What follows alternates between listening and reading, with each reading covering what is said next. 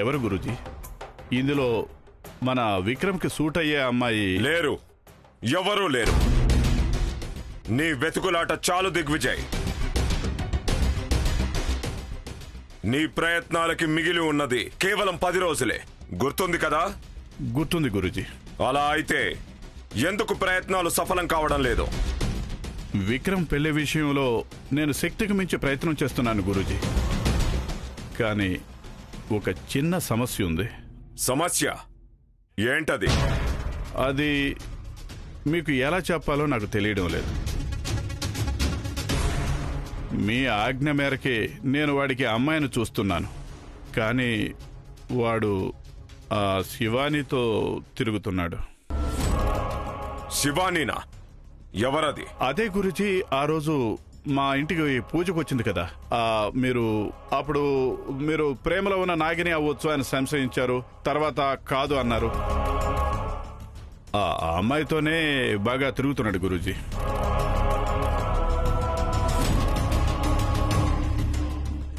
నా పన్నాగం ఫలించింది. నా చూర్ణం బాగా పనిచేస్తోంది. శివాని, విక్రమ్ ఒక్కటవుతున్నారు.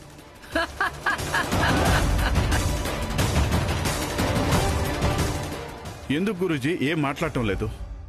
దీనికేమైనా పరిహారం ఉందా చెప్పండి. ఆలోచించద్దు దిగ్విజయ్. జరిగేదేదో మంచిగా జరుగుతుంది. మంచిగా? నీ కొడుకు ఇలా ఆమెతో తిరుగుతున్నాడు అంటే నువ్వది సరిగ్గా గమనించాలి. అలాగే నీ ఇంటికి, నీ కుటుంబానికి, నీ దగ్గరున్న నాగమణికి నీ శక్తిని కాపాడ్డానికి గుణగణాలు తనలో ఉన్నాయా లేదా అని నువ్వు పరీక్షించుకోవాలి. దానికి ఏం చేయాలి గురూజీ? అదంతా తెలుసుకోవడానికి నాకు హస్తరేఖ కావాలి. హస్తరేఖ? ఎవరిది గురూజీ? శివాని హస్తరేఖ. దిగ్విజయ్, అది నీ వల్లనే నా చేతికి రావాలి. అది నువ్వు తీసుకొస్తే ఆమె నీ కొడుక్కి జత అవుతుందా లేదా అన్నది నేను స్పష్టం చేస్తాను. సరే గురూజీ. ఒక్క నిమిషం. నువ్వు హస్తరేఖ తెచ్చేది ఎట్టి పరిస్థితుల్లోనూ ఎవరికీ తెలియకూడదు. సరే గురూజీ. విజయీ భవ.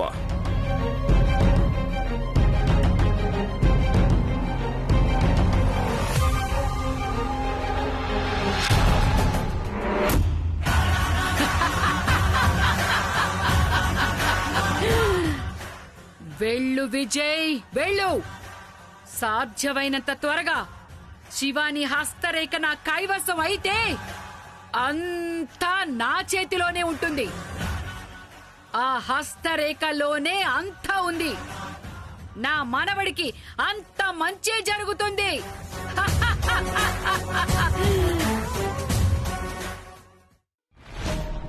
అయ్యగారు, శివాని హస్తరేఖలు ఎవ్వరికీ తెలియని రీతిలో తీసుకురా అని చెప్పారు. ఈ పని నేను ఎలా చేయాలి? అది త్రిశూల్తో చేయించని చెప్పారు. వీడేమో ఒకటి చెప్తే ఇంకోటి చేస్తాడు.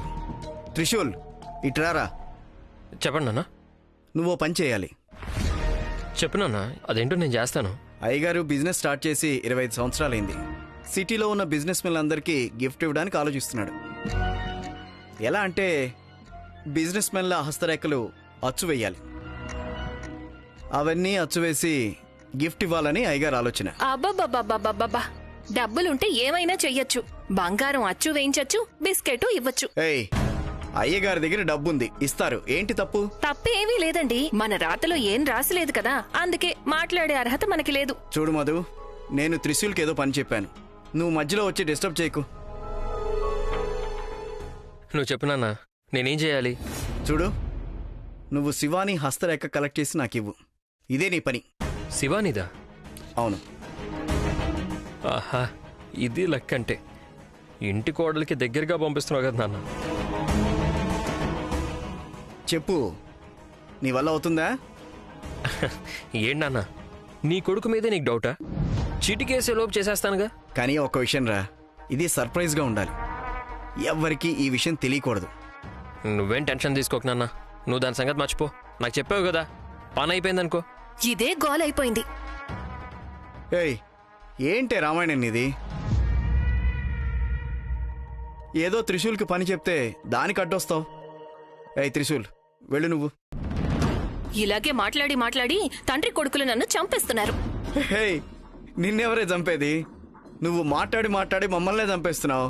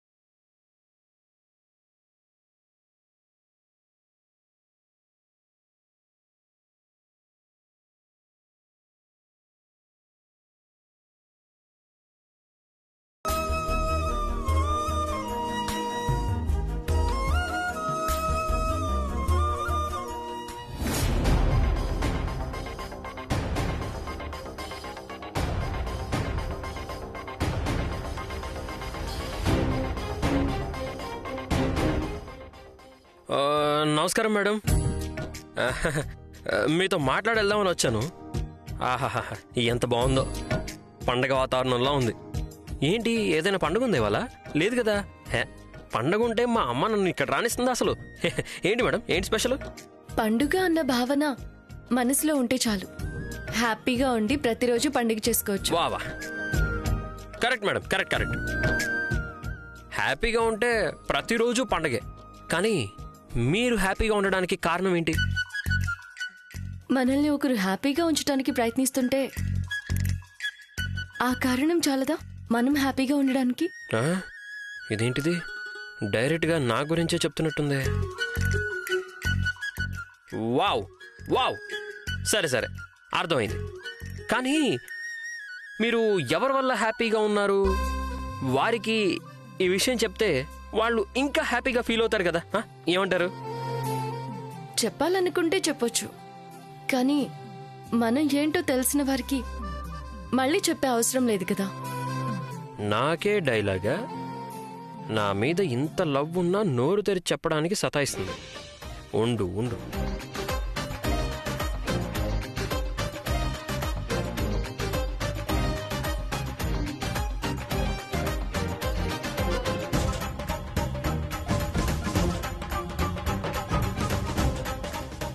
ఏంటి మేడం, ఎందుకు ఇన్ని రంగులు? జీవితం అంటేనే రంగులు కదా. మన చుట్టూ ఎన్ని రంగులుంటాయో మన లైఫ్ అంతా హ్యాపీగా ఉంటుంది. నాకు ముగ్గులు వేయడం అంటే చాలా ఇష్టం. చాలా సంతోషంగా రంగులు వేస్తాను. మనసుకు ఒక హాయిని ఇస్తుంది. కరెక్ట్. మా చిన్నబాబు గారు ఉన్నారే, ఆయనకి బాగా సంతోషం వేస్తే పెయింటింగ్ వేస్తారు మేడం. ఆయనకి ఈ రంగులంటే చాలా ఇష్టం. నా మనసులో ఎవరున్నారో త్రిశూల్ అతని గురించి చెప్తున్నాడు. మేడం, నాకు ఎప్పుడైనా సంతోషం వస్తే ఇలా ఒకచోట కూర్చొని ఉండడం నా వల్ల కాదు మేడం. అంటే బయటికి వెళ్ళి ఐస్ క్రీమ్ తినొస్తాను, బైక్ తీసుకొని ఒక పెద్ద రౌండ్ వేసేసి వస్తాను. ఇలా ఏదైనా అడ్వెంచరస్గా చేయాలనిపిస్తుంది. అప్పుడే నాకు హ్యాపీ అన్నమాట. నీ ఇష్టం నీది, నా ఇష్టం నాది. నాకు రంగులు వేయడం అంటే చాలా ఇష్టం. ఓహోహో, సరే అలాగే మేడం, మీరు చెప్పేది తప్పేం కాదు. వేయండి, ముగ్గులేసుకోండి. చాలా బాగుంది, కలర్ ముగ్గు. Okay, cool. కాదు మేడం, రంగోలీ విషయానికే మీరు ఎందుకు అంత టెన్షన్ పడిపోతున్నారు? హ్యాపీగా ఉండి సడన్గా కోపం తెచ్చేసుకుంటున్నారు. మేడం, జీవితంలో మనం ఎప్పుడూ హ్యాపీగా ఉండాలి మేడం. ఎందుకో తెలుసా? ఈ క్షణంలో ఉండేది ఇంకో క్షణంలో ఉంటుందో లేదో తెలియదు. అయినా పర్వాలేదు అనుకొని ముందుకెళ్ళిపోవాలి. ఎందుకో తెలుసా? చూడండి,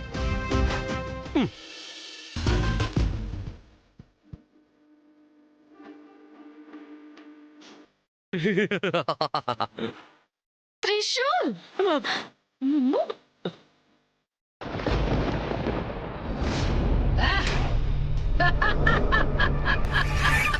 వస్తుంది. సాధ్యమైనంత త్వరగా శివాని హస్తరేఖ నా చేతిలోకొస్తుంది. మనకెందుకు ఈ హస్తరేఖ మహామాయి? దానివల్ల ఉపయోగం ఏంటి? హస్తరేఖలో మనుషుల తలరాత స్పష్టంగా తెలుస్తుంది. శివాని హస్తరేఖతో తన భవిష్యత్తు తెలుస్తుంది. ఆమె కోరిక గల నాగిని. నాగినులకు హస్తరేఖ ఉండడం ఎలా సాధ్యం? ప్రతి జీవికి బ్రహ్మ తలరాత రాస్తాడు. అన్ని ప్రాణులలో అది గోచరించదు. కేవలం మనుషుల హస్తరేఖలో మాత్రమే కనిపిస్తుంది. కోరిక గల నాగిని మనిషి రూపమే కనుక దాని తలరాత హస్తరేఖలో ఉండే ఉంటుంది. అంటే శివాని తలరాత తన హస్తరేఖలో ఉందా? అవును, నేను ఎదురు చూస్తుంది అందుకే. ఆమె హస్తరేఖలో నా అన్ని ప్రశ్నలకి జవాబులు దొరుకుతాయి. ఆమెకి కాబోయే భర్త ఆయుష్ అందులో రాసుంటుంది. సంపూర్ణ ఆయుష్ అంటే నా మనవడు సంపూర్ణ ఆయుష్తో బ్రతుకుతాడు. మహామాయి, నాకొక అనుమానం. నాగినితో నీ మనవడి పెళ్లి చేస్తే ప్రమాదం కాదా? నాగజాతికి మనిషికి సంబంధం ఎలా సాధ్యం? నాగు మనిషి రూపంలో ఉంటే అన్నీ సాధ్యమే. మనుషుల సహజ భావనలు నాగినులకు కూడా ఉంటాయి. కామ, క్రోధ, లోభ, మద, మాత్సర్యాలు కోరిక గల నాగుల మనసులో పుట్టుకతోనే మొదలవుతాయి. కానీ కోరిక గల నాగినితో సంబంధం విడిపోతే వీళ్ల బంధం మొగ్గులోనే తెంచినట్టు కదా? తప్పు. నా మనవడిని పెళ్లి చేసుకుంటే మొగ్గలోనే వాడిపోవడం కాదు, మొగ్గ నుండి మల్లెపువ్వు అవుతుంది. నా మనవడు ఏం తప్పు చేసినా కూడా వాడికి శిక్ష పడేది లేదు. చావు అనేది రానే రాదు. వాడి దగ్గర నాగమణి ఉంటే ఆమె నాగలోకానికే ఎదురేగి తన భర్త ప్రాణాలు కాపాడుకుంటుంది. ఒకవైపు నాగమణి శక్తి, ఇంకొక వైపు నాగిని స్త్రీ రక్ష. రెండూ నా మనవడిని కాపాడతాయి. నా మనవడిని ఎవరి వల్ల ఏం చెయ్యడం సాధ్యం కాదు. నా మనవడు ప్రపంచంలో పెద్ద ప్రభావశాలి కాబోతున్నాడు.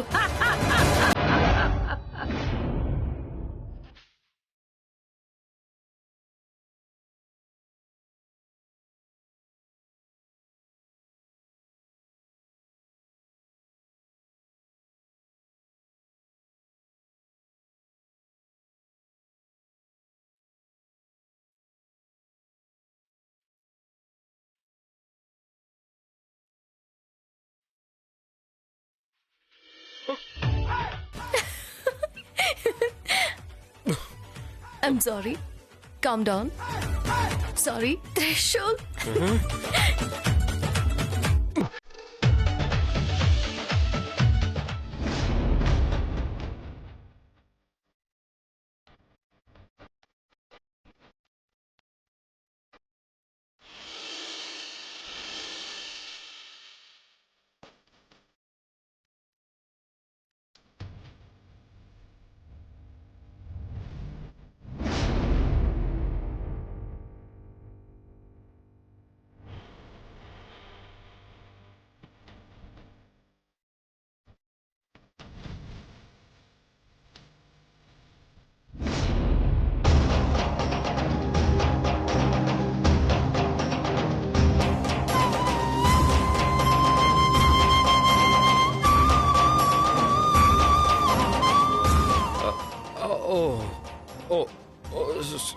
Sorry madam, sorry. ముగ్గు పాడు చేసినందుకు మేడం, కావాలంటే నేనే ఆ ముగ్గు మళ్ళీ వేసేస్తాను. అవసరం లేదు.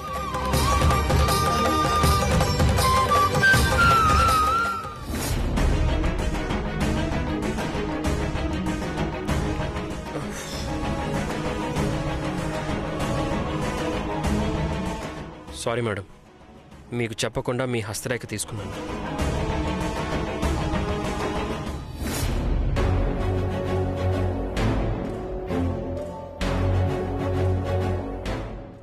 ఏంటి ఇన్ని రంగులున్నాయి? మరి ఇన్ని హస్తరేఖలా? పెద్దయ్య గారు, కుడి చేతివి, ఎడమ చేతివి, 2 చేతులు కలిపినవి, ఇలా అన్ని రకాలుగా ఉన్నాయి.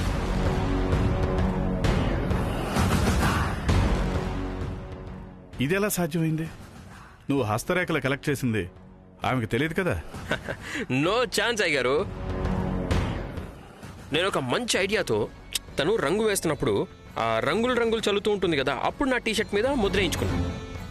నేను తన ముగ్గుని చెడగొట్టినందుకు తను నా మీద రంగులు చల్లడానికి వచ్చింది, అప్పుడు కొట్టింది. అందుకనే తనకి డౌట్ కూడా రాలా. Very good. ఇందుకేరా నువ్వంటే నాకు ఇష్టం. నీ వల్ల అవ్వదు అనే పనే లేదు. ఏ పని చెప్పినట్టు చేస్తావు, లేదంటే అంతకంటే ఎక్కువే చేస్తావు విత్ పర్ఫెక్షన్. దాంట్లో ఏముంది అయ్య గారు, ఏదో నాకు తోచింది నేను చేస్తాను అంతే. ఎక్కువ తక్కువ మొత్తానికి ఈ పని వీడి వల్ల జరగదు అని మీకు అనిపించకూడదు అంతే. నిన్ను చూస్తుంటే భగవద్గీతలో శ్రీకృష్ణుడు చెప్పింది గుర్తుకొస్తుంది. ఎవరు మనసు పెట్టి చేస్తారో వాళ్లకు పరిపూర్ణత అనేది ఎప్పుడూ ఉంటుంది. అయ్యగారు, ముందే వీడి మాట వినడం లేదు. మీరు ఎంతలా పొగిడితే ఇక వీడి అంతే. నేను ఊరికే పొగడలేదు నందీష. సరిగ్గా పనిచేస్తే అప్రిషియేట్ చేసి తీరాలి. సరే అయ్య గారు, ఇక నేను వెళ్తాను.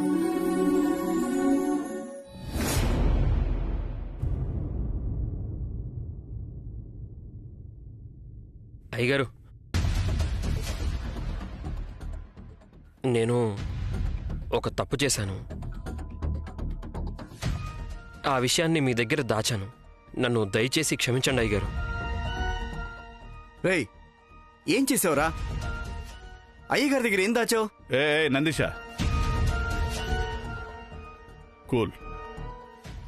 త్రిశూల్ అదేంటో చెప్పు.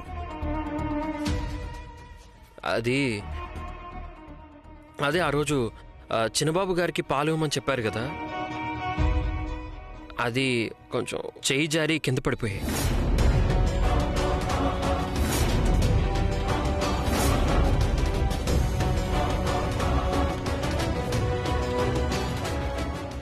రేయ్, ఏమంటున్నావురా? నందీష, కూల్. ఇది ఎందుకు నాకు ముందే చెప్పలేదు? లేదయ్య గారు, ఈ విషయం మీకు ఆ రోజే చెప్దాం అనుకున్నాను, కానీ చిన్నబాబు మీకు చెప్పొద్దని చెప్పి నన్ను ఆపేశారు. మీకు ఎక్కడ విషయం తెలిస్తే తిడతారో అని, కంగారు పడతారో అని నిజాన్ని దాచమని చెప్పారు అంతే. అయ్యగారు, నన్ను క్షమించండి ప్లీజ్.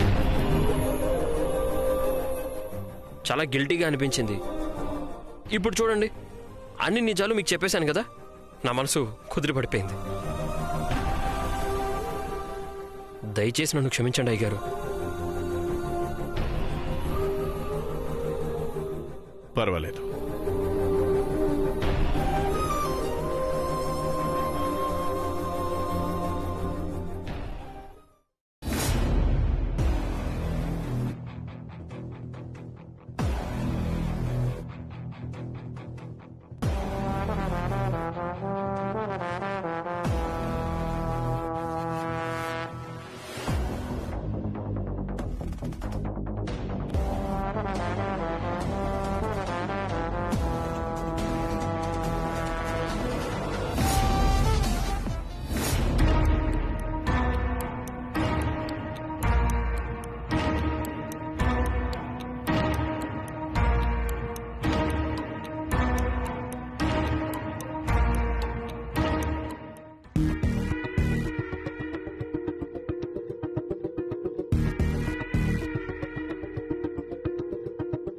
విక్రమ్,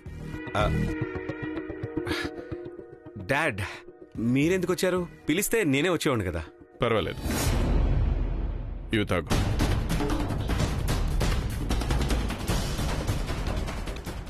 ఇవ్వండి, తర్వాత తాగుతాను.